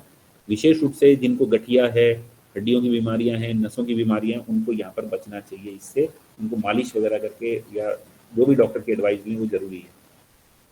इसके बाद है शरद ऋतु। शरद ऋतु का मतलब है, नॉर्मली मैंने बताया आपको, दिवाली से पहले का समय। यहाँ पर शरीर के अंदर एनवायरमेंट, आप देखोगे कि एक कहावत है कि भादवे का घाम है ना बुखार कर देता है, ऐसी कहावत है। तो भाद्रपद महीना है जो, तो उसके अंदर नॉर्मली एनवायरमेंटल पोजीशन ऐसी रहती है कि सन की जो इंटेंसिटी है वो बहुत ज़्यादा रहती है और रातें ठंडी होती है। इसलिए शरद पूर्णिमा देखा होगा आपने कि चांदनी रात में खीर बनाई जाती है। अब यहाँ मेरी एक एडवाइजेबल है, मैं पूछना चाहूँगा यहाँ पर अगर कोई महिलाएं सुन पा रही हैं कि चांदनी रात में खीर को कितनी देर रखना चाहिए। शरद पूर्णिमा पे जो खीर बनाई जाती है, आप सभी ये काम करते होंगे, अगर आप करते हैं तो कितनी देर रखते हैं, मेरे को बताएंगे? पूरी रात का सुना है सर हमने, पूरी रात रखी जाती है। पूरी रात ही लटका के रखते हैं सर उसको। अब मेरी यहाँ पर एक एडवाइस दे, उसको नहीं लटकाएंगे ना तो भी वो उतना ही काम करेगी जितनी धूप वो आपने चांदनी रात में लटका के रखी थी, उतना ही, क्योंकि वहां उस चांद के अंदर कोई रोशनी होती है। आप तो यहाँ चांद के साइंटिफिक अंदर कोई रोशनी नहीं होती, वो तो रिफ्लेक्ट हो रही है सन की लाइट। बिल्कुल ठीक है ना, तो इसका मतलब उसका तो कोई रोल ही नहीं है। रोल किसका है? जो वहां पर टेम्परेचर कम हुआ है, वो जो कोल्डनेस है, वो कोल्डनेस चांद से नहीं मिल रही है, वो कोल्डनेस जो एनवायरनमेंट की है। तो उस टाइम में, मतलब कि शरद ऋतु में अगर आप खीर खाते हैं, चाहे वो चांदनी रात में रखी हुई हो या घर में रखी हुई हो, वो दोनों एक जैसा ही काम करती है। क्योंकि दूध जो होता है, ठंडा दूध, वो शीतल होता है और पित्त का शमन करता है। तो यहाँ पर इसलिए, लेकिन क्योंकि रिलीजियस फैक्टर्स के साथ चीज जुड़ी हुई थी, तो इसलिए लोगों को मिथक है कि चांदनी रात में रख के इसको रखे हो और सुबह उठा के लाएंगे तो ये बिल्कुल अमृत जैसी हो जाएगी। तो वो चांदनी रात की बजाय क्या है, उस एनवायरमेंटल कंडीशंस का रोल है कि वो मौसम ही ऐसा, उसमें घर में किचन में रखी हुई का भी वही फायदा है जो बाहर चांदनी रात में लटका के रखी थी उसका। और लेकिन क्योंकि दिन में जो धूप है, सूरज, उसमें आप जाओगे तो मैंने आपको बताया कि भादवे का घाम तो बुखार कर देता है। तो वो भाद्रपद में जो सूर्य की इंटेंसिटी बहुत ज्यादा है, तो वो आपको स्किन डिसऑर्डर, एलर्जिक ऐसा, तो ये जो इन्फ्लुएंस है ऐसा एनवायरनमेंट का, ये यहाँ पर बहुत ज्यादा डेंजरस होता है। तो यहाँ पर लोग खास तौर से बीमार होते हैं, इसको सीजन कहते हैं मेडिकल लैंग्वेज में। यहाँ लोग बुखार के पेशेंट अक्सर आते हैं और एसिडिटी के पेशेंट, जीआईटी इश्यूज, लीवर के पेशेंट यहाँ पर हॉस्पिटल्स में भरमार रहती है। तो ये एनवायरमेंटल का फीचर है कि इस प्रकार के बहुत से डॉक्टर जिनको ये चीज़ मालूम है, वो आपके बिना बताए भी आपको एक पर्टिकुलर मेडिसिन लिखेंगे यहाँ पर, बाकी टाइम के बला अलग। तो यहाँ पर एक प्रोसीजर होता है जिसको ब्लड लेटिंग कहते हैं, वो एक अच्छा रहता है। खास तौर से मदिरापान, ज़्यादा एक्सरसाइज, धूप, इनसे बचना चाहिए यहाँ पर सभी के लिए। इसके क्वालिटीज, दूध का या सेवन यहाँ बढ़िया है, या घी खाना बढ़िया बताया गया है। यहाँ पर फास्टिंग की जा सकती है, यहाँ लंघन प्रशस्त है, यहाँ पर dieting is good. Hemant Ritu healthy season के नाम से जाना जाता है। यहाँ पर हैवी डाइट्स फीजेबल हैं, खाना चाहिए, डाइटिंग नहीं करना चाहिए, एक्सरसाइज, मसाज बहुत बढ़िया हैं, और डे स्लीपिंग, लाइट फूड, इनको अवॉइड करें, ये बढ़िया। ये हो गई सीजनल एडाप्टेशन। इसके बाद जो मैंने थर्ड जो चीज़ कही थी, वो है आपकी डाइट, आपका भोजन। तो आपका भोजन के लिए यहाँ पर एक सिंपल सा कंसेप्ट है कि आप वही खाएं जब आपको भूख लग रही है, और वो खाएं जो आपके पास इजीली अवेलेबल हो। ऐसा नहीं कि महंगी चीज़ खाने से ज़्यादा कुछ न्यूट्रिशन मिलता है, जो सीजनल अवेलेबिलिटी है दैट इज़ बेस्ट, लेकिन subject to the condition as per the requirement of the body. अगर आपकी बॉडी को भूख लगी है तो ही खाना खाएं, अदरवाइज नहीं। लिखा ना, eat the way the nature intended. जो सीजनल अवेलेबिलिटी है उसको आपको ध्यान रखना बहुत ज़रूरी है। जितनी भूख लगी हो उससे थोड़ी क्वांटिटी में कम खाना खाएं अगर आप ठीक रहना चाहते हैं। तो अगर आपको 2 रोटी की भूख है, आप उसमें 1.5 रोटी ही खाएं, अगर आप अपने आप को चाहते हैं कि आप फिट रहें तो। क्योंकि ऐसा रेफरेंस है कि हमारी पेट के नॉर्मली हमको 3 हिस्से करने चाहिए, 3 या 4। तो 2 हिस्सा सॉलिड फूड का, अगर 4 हिस्से करते हैं तो 1 हिस्सा लिक्विड डाइट का और 1 हिस्से को खाली छोड़ना चाहिए। अगर आप 3 पार्ट करके रखते हैं तो 1 सॉलिड पार्ट से, 1 लिक्विड पार्ट से, और 1 आपका खाली पैकेट रहना। दूसरा है, अपने फ्रूट्स और वेजिटेबल्स जो हैं इनको सलाइन वाटर में ट्रीट करके खाएं, क्योंकि एनवायरनमेंट में पेस्टिसाइड्स का रोल इतना है जिससे आप बच नहीं सकते।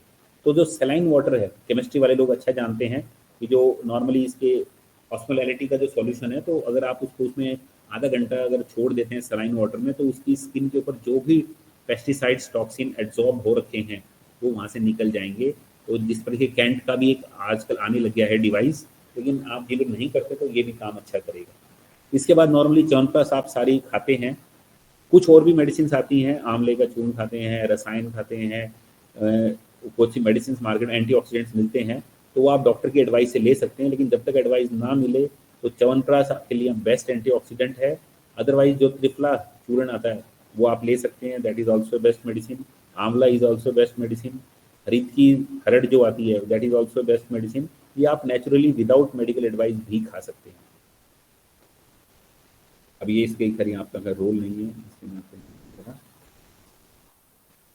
और तीसरा एक चीज यहाँ जो छूट गई है, जो इसमें नहीं है यहाँ पर, कि आपकी स्लीप कैसी होनी चाहिए। क्योंकि यहाँ पर ऐसे कहते हैं कि आहार, निद्रा और ब्रह्मचर्य, ये तीन क्या है, पिलर्स ऑफ लाइफ। तो निद्रा जो है, निद्रा का मतलब नॉर्मली ये है कि हमारी जो मन है, मन को नरिश करने के लिए रेस्ट देना बहुत जरूरी है। और जो स्लीप है वो हमारी सेंसरी ऑर्गन्स और हमारे मन का नरिशमेंट है। मन जो होता है वो अप्लाइड, वैसे तो मन एक ही होता है, लेकिन अप्लाइड एस्पेक्ट में बात करें तो मन तीन पार्ट का हो, तीन तरह से बताया गया है, सात्विक, राजसिक और तामसिक। सात्विक मन कौन सा होता है? तो सात्विक मन वो है जो क्या करता है, हमेशा बिल्कुल एथिकली सोचता है, जो चीजों को सही देखता है, अपने स्वार्थ से थोड़ा सा परे रहता है, अपना काम भी हो लेकिन किसी दूसरे का अहित ना हो। ऐसी जो टेंडेंसी वाले लोग रहते हैं दे आर ऑफ सात्विक। कुछ लोग ऐसे होते हैं जो बस बिल्कुल, जिनको गुस्सा बहुत आता है, जो लोग हमेशा किसी काम को बहुत जल्दी शुरू कर देते हैं लेकिन पूरा नहीं कर पाते, और हर चीज़ में जैसे अपना ओपिनियन देने का उनका व्यू रहता है, एग्रेसिव बहुत ज़्यादा रहता है। ऐसे लोग हैं ना राजस प्रकृति के माने जाते हैं, राजस स्वभाव होता है, ये पित्त के कारण से, पित्त का संलग्न रहता है। और कुछ लोग ऐसे होते हैं जिनका जीवन से कोई सरोकार नहीं है, वो सोचते हैं कि हम तो यहाँ ठीक है, खाओ और पड़े रहो, कोई काम नहीं, कोई इंटेलेक्चुअल थॉट्स नहीं होते हैं उनके, कुछ क्रिएटिविटी नहीं है, वो सोचते हैं कि लाइफ में सब कुछ नेगेटिव ही है। ये लोग है ना तामस प्रकृति के होते हैं। तो हमारी जो भी बीमारियां होती हैं, और ये अब ये तीन जो चीजें हमारे है ना एक्सपोजर पे डिपेंड करता है, हमारे सराउंडिंग्स में, हमारी नरिशमेंट में, हमारे नर्चर में, हमारे जैसे बिहेवियर में हमारी प्रैक्टिसेस होती हैं, तो हमारे मन के अंदर भी इसी प्रकार के थॉट्स क्या करते हैं, नरिश करते हैं। और ग्रेजुअली, एक दिन की बात नहीं कर रहा हूँ, काफी समय के बाद हमारे अंदर इसी प्रकार के थॉट्स की रिफ्लेक्टिव फॉर्म में आने लग जाते हैं, और हमारा फिर थॉट प्रोसेस भी वैसा डेवलप हो जाता है। तो इसके ज्यादा अगर हमारी इन्फ्लुएंस इस तरीके से रहता है तो हो गया, जिन्हों को जैसे जिसको देवी आ गई, कुछ को लगता है कि हाँ भाई कुछ लोग सुपर नेचुरल पावर्स में आ गए, इसलिए तो एक बिलीफ वो भी है। लेकिन उससे अलावा जो बिलीफ है कि ये हमारे मन के हिडन थॉट्स होते हैं, जो कहीं ना कहीं आदमी के अंदर इन्फ्लुएंस रिप्रेजेंट हो जाते हैं। जब आप बिल्कुल एक डिफरेंट डिप्रेसिव कंडीशंस में हैं, आप किसी भय के कारण से हैं और आप चीज़ों को नहीं तरीके से कर पा रहे हैं, तो ये जो तीन सिचुएशंस हैं, और यही चीज़ें हमारी स्लीप साइकिल को भी इन्फ्लुएंस करती हैं। तो इसलिए जो योगा है, जो मेडिटेशन है, जो अच्छे सत्संग हैं, ये इसीलिए बताए गए हैं कि हमारे मन की नरिशमेंट को इम्प्रूव करें। और जब हम सोने से पहले, जब भी सोने पे जाएं बिस्तर में, तो एक ऐसा फॉर्मूला है जो इस चीज को प्रमोट करता है, दैट इज थैंकफुलनेस। जब भी हम लाइफ में बैठें, we must be able to thankful to the persons, to the society, to our teachers, to the nature, to our family, to our job place, that whatever I am is because of these things. और इस तरह का जो कृतज्ञता का जो भाव रहता है, ये आपको इसी प्रकार की पॉजिटिविटी से नरिशमेंट करता है कि मेरा कुछ नहीं है भाई, मेरा जो भी है it is because of these things. मेरे को काम करने का मौका मिला, काम करने के लिए ऐसा नहीं इंटेलिजेंट और लोग नहीं थे, बहुत से लोग थे, लेकिन क्योंकि मुझे मौका मिला तो I should have to return और थैंकफुल टू द थिंग्स। तो मैं अपना काम ईमानदारी से, मैं मेरी सैलरी को जस्टिफाई करूं, इस प्रकार के थॉट्स सब अपने आप में रखते हैं, कृतज्ञता का भाव होता है, तो ऑटोमेटिकली आपके मन के अंदर नरिशमेंट और मन के अंदर स्ट्रेंथ क्रिएट होती है। और यही चीजें आपकी साइकोलॉजिकल हेल्थ को इम्प्रूव करती हैं। So with these thoughts I will conclude here my presentation. और जो भी आपके क्वेश्चंस हैं, मोस्ट वेलकम। मैं आप बात करना चाहते हैं तो उनसे अभी हम बात करते हैं।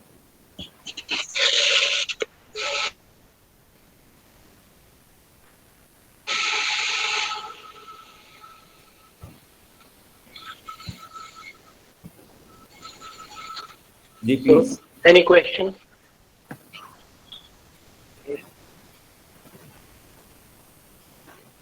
मैं प्रयास किया है कि सर मेरा एक क्वेश्चन है सर।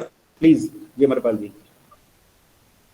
जैसे अभी बात चल रही थी कि खाना खाने के बाद नहीं सोना चाहिए गर्मियों में, लेकिन सर गर्मियों में, सर्दियों में नींद नहीं आती, गर्मियों में नहीं आती, तो इसका मेन कारण जो है, क्योंकि गर्मियों में हमारा जो सोने का टाइमिंग है वो बहुत शॉर्ट हो जाता है, ये तो नहीं है सर?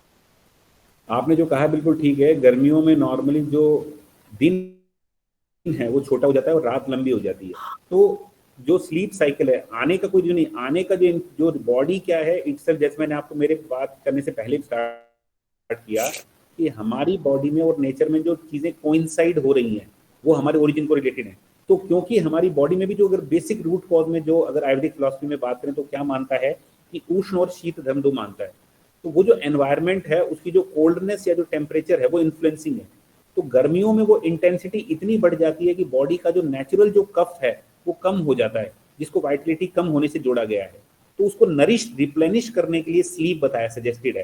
अगर आप दोपहर को, क्योंकि गर्मी ज्यादा होगी, अगर आप सोते हैं तो सोने से कफ की वृद्धि होती है। तो सोने से जो कफ की वृद्धि होगी वो क्या करेगा, उसको बैलेंस करेगा। और नींद आने में जो कारण है वो वात की वृद्धि कारण है, कि वात की वृद्धि होने से नॉर्मली जो स्लीप है वो चली जाती है। लेकिन नींद आने का भी कारण वात है, थकान के बाद ही नींद आती है, नहीं तो नींद भी नहीं आती है। तो सर्दियों में जो नींद आती है नॉर्मली वो दैट इज बिकॉज ऑफ आलस्य, वो कफ की वृद्धि का लक्षण है। तो ये थोड़ा सा मेडिकल इश्यूज यहाँ पर ज्यादा इन्वॉल्व है कि आपकी बॉडी का कॉन्स्टिट्यूशन देखना बहुत जरूरी है कि आपकी बॉडी किस तरह की है, वो उस एनवायरनमेंट के प्रति कैसा रिस्पॉन्ड करती है, कि वो प्रकृति वातिक है, पैतिक है, कफज है, द्वंद्वज है, सन्निपातिक है, तो उसके प्रति फेवरेबल कंडीशंस क्या हैं। यहाँ ये इशू इंपॉर्टेंट है सर।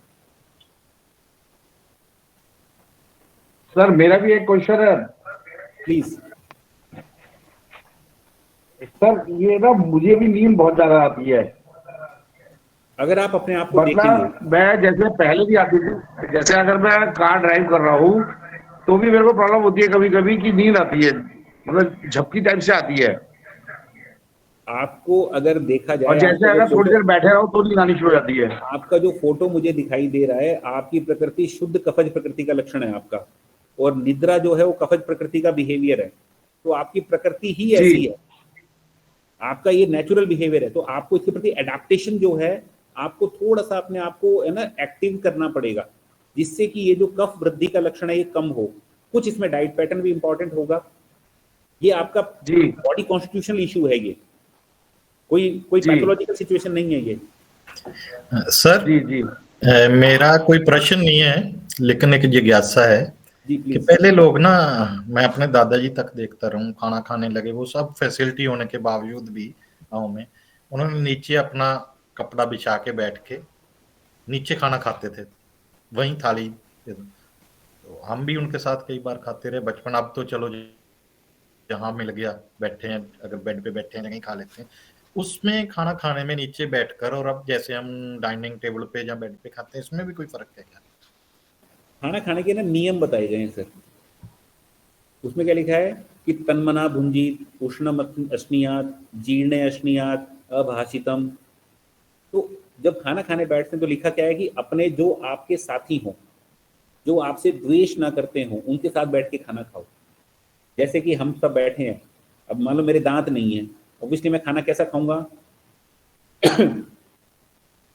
बिल्कुल उसको जैसे वो दही सा घोल सा बना करके मैं खाऊंगा। अब मेरे साथ मान लो मेरे बच्चे बैठे हैं और वो मेरे को देख रहे हैं कि ये कैसा खाना खा रहे हैं, उनको तो पसंद नहीं आएगा।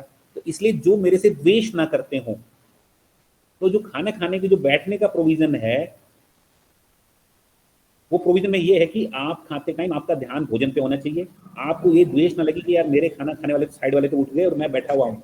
भाई मेरी जितनी जगह मैं धीरे खा रहा हूँ, धीरे खाऊं, तो मेरे साथ जो बैठा है वो मेरे साथ बैठे ना बैठे, मुझे असहज नहीं लगना चाहिए। तो मेरे पास जो टेक्सचुअल रेफरेंस है उसमें 11 फैक्टर्स रिस्पॉन्सिबल हैं इस बात के लिए कि खाना खाने के रूल्स क्या हैं। तो वहां पर लिखा हुआ है कि जहां बैठे वो लोग हों। हाँ, नीचे बैठने का प्रोविजन मेरे पास अभी तक मेरे पास नहीं मिला कि जमीन पे बैठ के खाना खाओ, ऐसा रेफरेंस नहीं है। लेकिन इसके अलावा जो है कि किन के साथ बैठ के खाओगे, कैसा खाओगे, कौन रहेंगे, ये लिखा हुआ है। अच्छा सर, एक चीज और बताइए आप, मैं पूछना चाहता हूँ ये खर्राटे किस वजह से आते हैं? आपकी जो नेजल कैविटी है, जी सर, जी सर।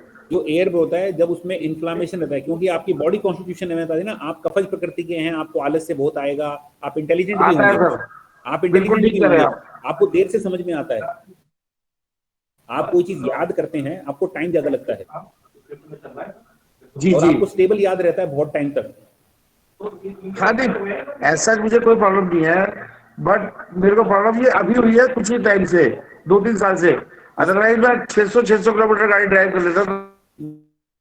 नहीं नहीं, ये मैं बता रहा हूं, आप थोड़ी सी एक्सरसाइज बढ़ा दो और अपने खाने में सत्तू पीना शुरू कर दो सुबह नाश्ते में। इवनिंग आवर्स में तो गाड़ी कितनी भी ड्राइव करा लो, पर मॉर्निंग आवर्स में लेजीनेस रहती है। मैं आपको बता रहा हूँ ना क्या कि सर? आपकी, अगर आप जी रहते सर, कहाँ हैं बताएं। बताइए, मैं आपको डॉक्टर का नाम बता देता हूँ। हरिद्वार रहते हैं सर, हरिद्वार। हरिद्वार रहते हैं। बताएं। हरिद्वार में ये गुरुकुल आयुर्वेदिक कॉलेज है, ऋषिकुल यूनिवर्सिटी में, वहां पर डॉक्टर विपिन जी अरोड़ा सर, है, बताएं। डॉक्टर विपिन अरोड़ा, उनको जाके मिलिएगा, मेरा नाम आवाज बताइएगा कट कि रही हाँ है सर। डॉक्टर महेश कौशिक ने भेजा है। विपिन अरोड़ा। हाँ, गुरुकुल आयुर्वेदिक कॉलेज के अंदर। ऋषिकुल वाले उसमें कॉलेज में। हाँ, गुरुकुल में जाइएगा, ऋषिकुल में भी जाएगा तो वहां पर भी डॉक्टर गक्खड़ हैं, वहां उनसे मिल सकते हैं। बाकी गुरुकुल में तो डॉक्टर विपिन से गुरुकुल में ही मिलिएगा। रहते हैं सर हम लोग ना, गुरुकुल यूनिवर्सिटी से ही है। अरे जी, बहुत बढ़िया, चलो। जी, तो क्योंकि ना एक्चुअली में फतेहगढ़ ये यूनिवर्सिटी में ही है human sir. Body itself is a very complex issue. तो हर जी आदमी, सर। जैसे यहाँ इतने लोग बैठे हैं, हो सकता है कुछ लोगों को लग रहा होगा कब ये बंद करे। इसमें सुनने वाले जो हैं 15, उसमें से कुछ के अंदर ये प्रश्न चल रहा होगा कब ये यहाँ से ये रेड वाले बटन पे दबाए हम मीटिंग खत्म करें। लेकिन कुछ लोग नहीं ऐसे नहीं भी सर, होंगे ये जो बड़ा ये इंटरेस्टिंग सोचेंगे है, ये कि मेरे से नहीं रिलेटेड प्रॉब्लम है। नहीं, मैं पर्सनली नहीं जा रहा हूँ, ये इट इज द ब्यूटी नहीं ऑफ द नहीं, मैं ह्यूमन बॉडी। पर्सनली नहीं बात कर रहा, मैं आपसे ये कह रहा हूँ कि ये वाकई जेन्युइन प्रॉब्लम है, इसलिए मैंने आपसे शेयर आप करी। हिमांशु जी, मैं आप समझे नहीं, मैं आपकी बात कर रहा हूँ, मैं आपकी बात का ही आंसर दे रहा हूँ। जी जी। It is the beauty of the human body that it is a very separate issue and distinguished from each other. आप और जी। मैं कभी भी एक जैसे नहीं हो सकते, ना हमारे बिल्कुल। थॉट प्रोसेस हो सकते, यही इस नेचर की ब्यूटी है और यही बिल्कुल। मेडिकल साइंस की कॉम्प्लेक्सिटी है। जी जी। तो आपकी जो बॉडी है, मैं आपको, जैसा आप मेरे को फोटो दिखाई दे रहा है, आपके अंदर जो गले के अंदर जो मेद वृद्धि है, जो आपका जो माइल्ड ओबीस स्ट्रक्चर है, ये आपकी कफज प्रकृति को इंडिकेट करता है और उसका आलस से पहला लक्षण है। तो उसके लिए एंटीडोट जो उसका, बिल्कुल ठीक कह रहे हैं तो आप। उसका जो स्वस्थ व्रत का जो लक्षण है, वो वहां क्या लक्षण है कि आपको अपनी डाइट और आपके विहार दोनों में आपको एडेप्टेशन लानी पड़ेगी।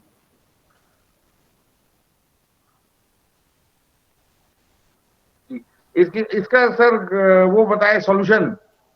सुबह नाश्ते में सत्तू पीना शुरू करें, और दूसरा मैंने आपको जो नाम बताया डॉक्टर विपिन अरोड़ा, इनसे जाके मिलिएगा, आपका समाधान वहीं हो जाएगा। सर सर मेरे पे नाश्ता नहीं गया था कभी। कौन? मैं फोटो नहीं देख मैं पा रहा हूं। राजदीप मलिक बोल रहा हूँ सर। अच्छा, राजदीप मलिक जी, हाँ सर, नाश्ता सब नहीं करें? सब हाँ, कंसल्टेंट मेरे पे आपको ले नाश्ता नहीं लेंगे। किया था, मतलब मैं सुबह को आधा कप चाय पीता हूँ बस, इसके अलावा बिल्कुल नहीं खाया जाता। फिर कितने बजे भूख लगती है आपको? मैं 2-2:30 बजे के आसपास खाता हूँ सर। कोई दिक्कत नहीं 2 है, रोटी आप लेके आता मंदाग्नि हूँ के अपना, वो खाता हूँ बस, और फिर रात को भी 2 रोटी। उसके बाद शाम को? रात को 2 रोटी बस। आप है ना मंदाग्नि के रोगी हैं, इशू ये है। तो आपका जो डाइजेस्टिव कैपेसिटी है, जो डाइजेस्टिव पावर है, वो विटिएटेड है एक्चुअल में, इसीलिए आप कम खा रहे हैं, लेकिन फिर भी जैसे आपका जो कॉन्स्टिट्यूशन है ये सपोर्ट करते हुए भी वृद्धि कर रहा है। तो आपको डाइजेस्टिव कैपेसिटी को ठीक करने के लिए यहाँ पर प्रयास करना पड़ेगा, क्योंकि मैंने बताया ना कि बॉडी की रिक्वायरमेंट के डिपेंड है। तो बॉडी में अगर सब कुछ ठीक है, जैसे आपको स्टूल सुबह अगर मान के चलो बिल्कुल क्लियर आता है, एक बार ही जाना पड़ता है, हाँ, तो ये हाँ। आपका बॉडी का इशू है। आपको कुछ खाने का जरूरत नहीं है, आप सुबह का नाश्ता करने का जरूरत ही नहीं है आपको, क्योंकि आपकी बॉडी की डिमांड ही नहीं है। आप खाओगे तो आपको भूख नहीं लगेगी शाम तक। ऐसा ही है। आप पानी कितना पीते हैं दिन में? मैं सर 1.5 बोतल के आसपास पी लेता हूँ। 1.5 बोतल दिन में पीते हैं, जो कि रिक्वायरमेंट से काफी कम है। यही ये सपोर्टिव है, आप जो कह रहे हो उसके साथ ये सपोर्टिव इंडिकेशन है कि आपकी जो फूड रिक्वायरमेंट है वो भी कम है।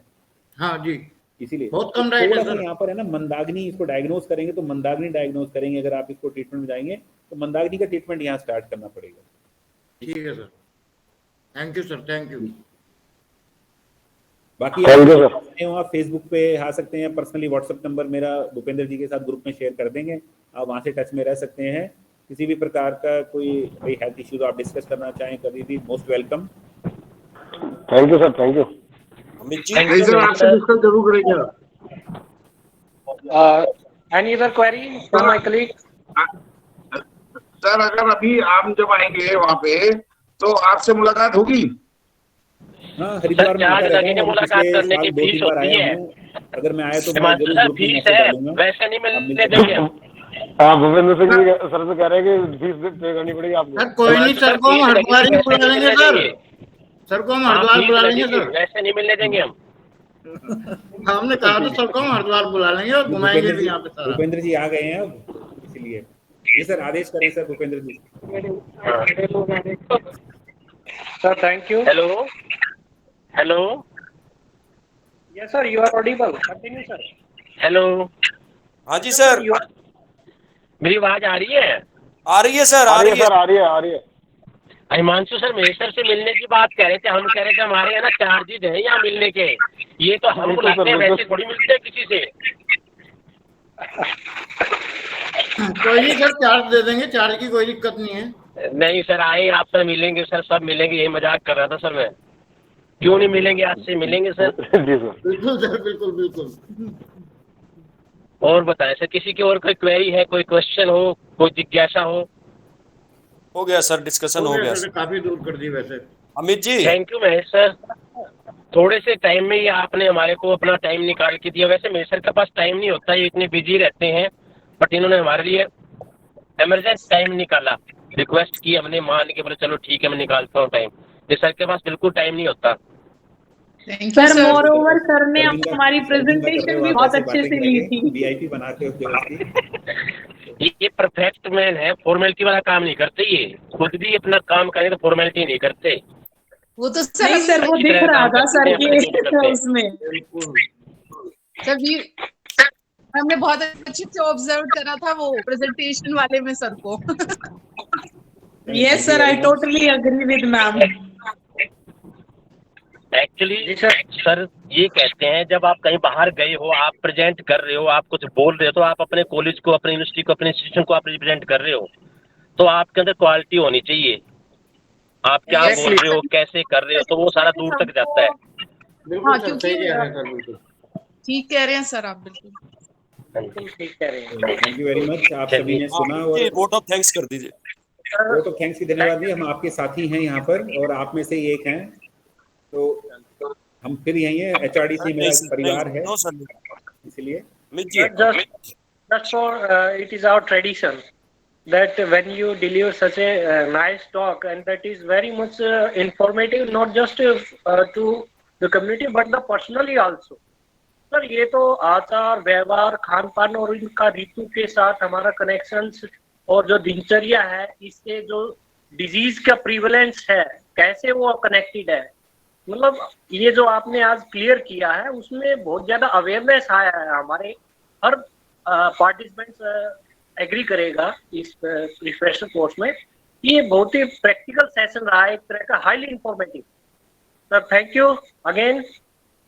हम चाहते हैं कि आपसे वहाँ पर भी जब हमारा फिजिकली प्रेजेंट रहेंगे तो आपसे भी मुलाकात हो और आपसे और ज्यादा अच्छे से जुड़ा जाए और उससे बेनिफिट लिया जाए। तो thank you sir, thank you very much. Thank you Mahesh sir, thank you. Thank you sir, thank you sir. ठीक है सर, कल मिलते हैं 5 सुबह। हाँ, कल मिलते हैं सुबह। Thank you sir. ओके, सभी को नमस्कार।